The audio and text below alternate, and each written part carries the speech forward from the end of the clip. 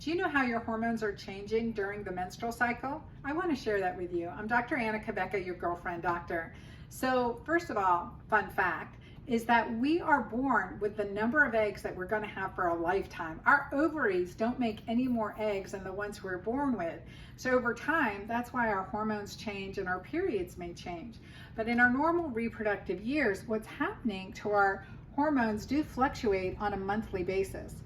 So our first day of a menstrual cycle is the first day you start bleeding. And that's important to note. And the number of days in your menstrual cycle can vary from person to person and a little bit within your own life from season to season too. So normal length is not the classic 28-day that our birth control pills may put you on, but it can vary between 22 to 42 days for a normal cycle. That's okay. On the first week of your menstrual cycle, so from day 1 to 7, your hormones are really at their lowest.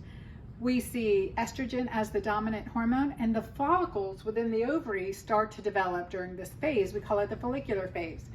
On day 2 to 3, that's when we'll check your hormones if we're looking for early menopause or menopausal symptoms. We look at an LH, FSH, and an estradiol on day 2 to 3 because that should be the lowest.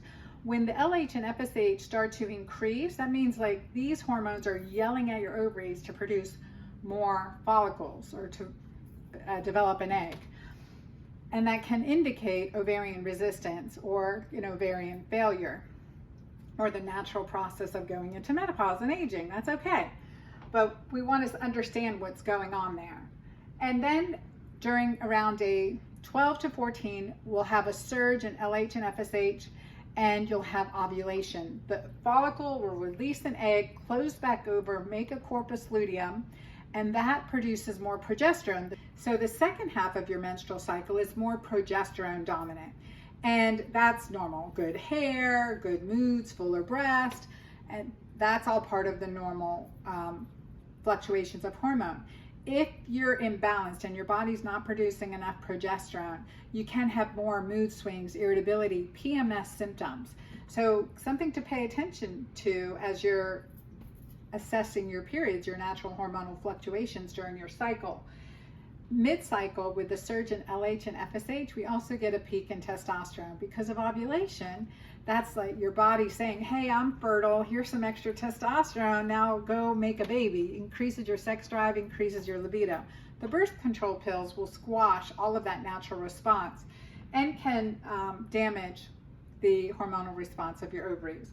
So that's your normal fluctuation, that's your normal cycle. Around, after the corpus luteum has produced its progesterone and fertilization hasn't occurred, then our progesterone starts to plummet again, as well as estrogen, and that signals that it is time for a period. So your uterus sloughs off the inside lining, and you have your menstrual bleed.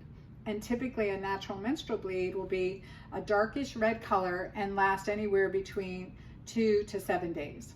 So that's the normal cycle of your menstrual period. Please let me know if you have any questions. I'm here to help.